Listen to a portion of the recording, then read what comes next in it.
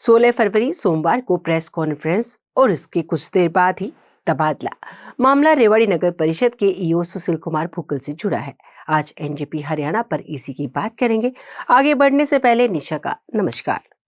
दोस्तों, भुक्कल ने सोमवार को प्रेस कॉन्फ्रेंस करके खुद को जहां अनुसूचित जाति से जुड़ा होने का कारण प्रताड़ना का शिकार बताया, वहीं डीएमसी ब्रह्मप्रकाश पर गंभीर प्रकृति के आरोप भी लगाए।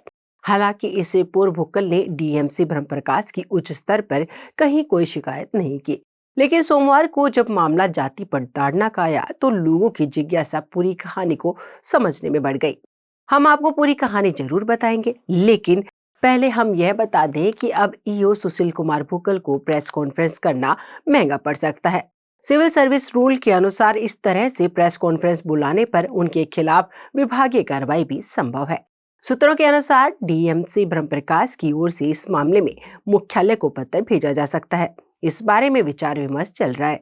अगर सुशील कुमार रेवाड़ी ईओ होते तो उनसे यहीं पर नोटिस भेजकर सीधे जवाब मांगा जा सकता था, लेकिन अब वह बदली होकर पंचकुला मुख्यालय पहुंच चुके हैं। इसलिए डीएमसी की ओर से मुख्यालय को उचित कार्रवाई के लिए लिखा जाएगा। आइए अब एक बार पूरा मामला समझते हैं। मीडिया रिपोर्ट्स व संबंधित अधिकारियों से बातचीत के बाद सामने आई कि सूचनाओं का सार यह है कि यह विवाद लगभग एक पखवाड़ा पहले तब शुरू हुआ था जब छुट्टी पर गए जेई हैप्पी को वेतन जारी कर दिया गया। लंबी छुट्टी पर होते हुए वेतन लेने के कारण न केवल जेई हैप्पी सिंह को निलंबित किया गया, बल्कि अकाउंटेंट जितेंद्र यादव को भी निलंबित किया गया। ईओ सुशील कुमार पर भी गाज गिरना तय माना जा रहा था, लेकिन सोमवार को उनका ट्रांसफर हो गया। बात टाइमिंग की देखें तो प्रेस कॉन्फ्रेंस करने के 2 घंटे बाद ही उनका तबादला हुआ। आगे बढ़ने से पहले आपको एक बार सुशील कुमार की प्रेस कॉन्फ्रेंस सुनवा देते हैं। क्या आपको लगता है कि कर्मचारी के साथ को प्रताड़ित किया गया? मैं खुद प्रताड़ित हुआ हूँ जी। मैं खुद डिप्रेशन की गोलियां खाई हैं 2 महीने 3 महीने। मैंने खुद रिजाइन लिख के दिया, डीसी साहब ने वापसी करवाया जी। मैंने बताओ किसी पत्रकार को बताया हो? बता दो। एक पत्रकार प्रताड़ित कर रहे हैं आपको? माँ बहन की गालियां देना प्रताड़ित नहीं होता क्या? जी। अधिकारी का अधिकार क्षेत्र है। मेरे से अधिनित कर्मचारी हैं, मेरे ये इतनी बुजुर्ग लोग हैं मेरे सेवादार, वो अपने घर के मुखिया हैं। सर, क्या कारण है कि डीएमसी साहब आपको पसंद नहीं कर रहे या कोई और वजह? नहीं, देखो जी, आप एक सुनो, मैं बताता हूँ। आप 2024 का अभी ऑनलाइन पोर्टल खोलो। डीएमसी साहब की ये प्रवृत्ति है, उसने ऑनलाइन पोर्टल पर लोकसभा के कुरुक्षेत्र के कैंडिडेट जो आम आदमी के कैंडिडेट थे, उनको पोर्टल पे भी गाली दे रखी है। मेरे को खुद गालियां दी। मेरे बहुत से अधिकारी कर्मचारी जिनको गालियां, मां बहन की गालियां दी। अब मैं शब्द नहीं यूज करना चाहता, ऐसा मतलब जिसको मैं पसंद नहीं करता शब्द, ऐसी लैंग्वेज है, मतलब मेरी बहन गोड़ दी, ये कोई शब्द है?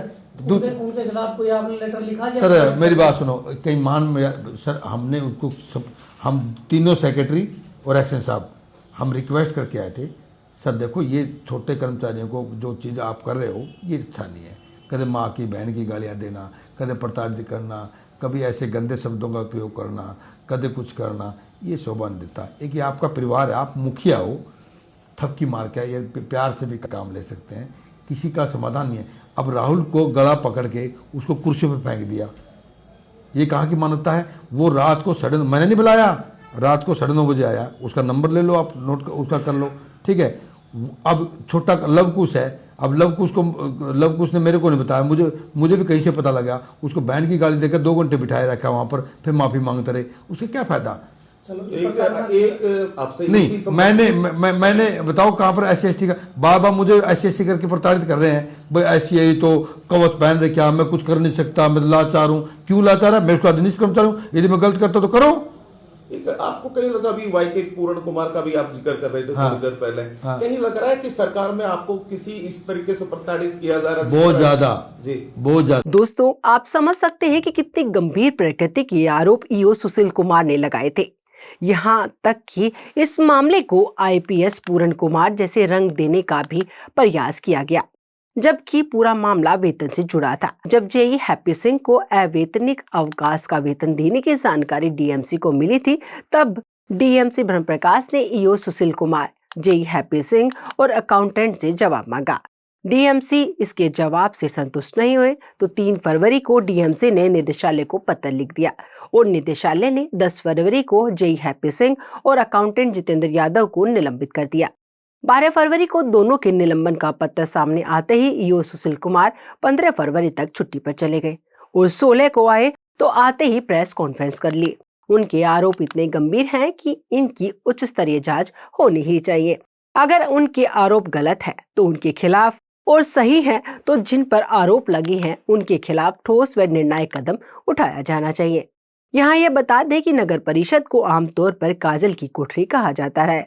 यहाँ पर फर्जी आईडी व गलत ढंग से एनओसी देने जैसे मामले उछलते रहे हैं।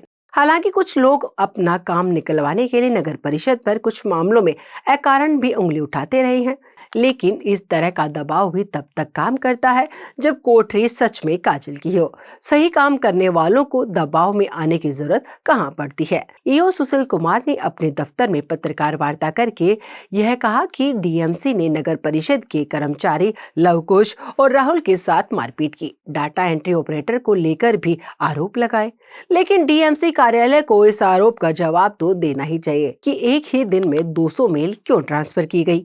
ईओ का आरोप था कि डीएमसी कार्यालय ने शुक्रवार को एक ही दिन में उन्हें 200 मेल ट्रांसफर की थी, जबकि पूर्व में 2 माह तक मेल नहीं भेजी थी। इसी कारण उन्हें नगर परिषद से संबंधित कई कार्यों व योजनाओं का पता तक नहीं चला। सुशील कुमार की पत्रकार वार्ता के बाद डाटा एंट्री ऑपरेटर राहुल का एक पत्र सामने आया। 12 फरवरी को लिखे इस पत्र में राहुल ने कहा कि उनको लेकर कही गई बातें सही नहीं है।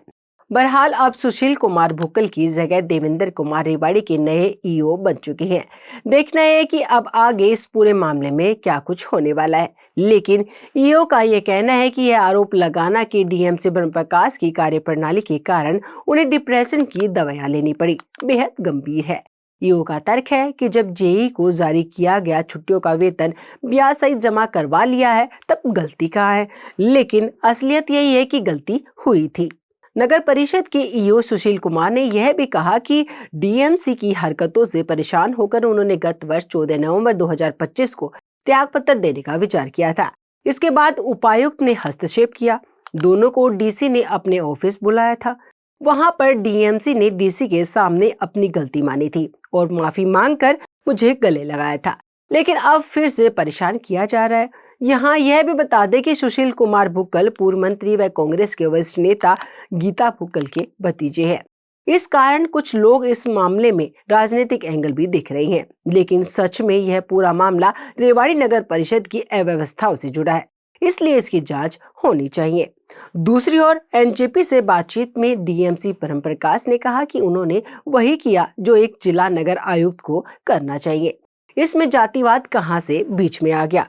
मुझे आगे भी वही करना है जो उनकी जिम्मेदारी है। किसी को भी गलत तरीके से वेतन जारी करना गलत है। गलत वेतन जारी करने के बाद वापस जमा करा लेना अलग बात है, लेकिन जो चूक हुई है उसकी जवाबदेही तो किसी की तो बनती है। दोनों कर्मचारियों का निलंबन इसी गलती के कारण ही हुआ है। दोस्तों, आप नगर परिषद में चल रही इस उठापटक को किस रूप में देखते हैं? कमेंट बॉक्स में जाकर बताइएगा जरूर। नमस्कार।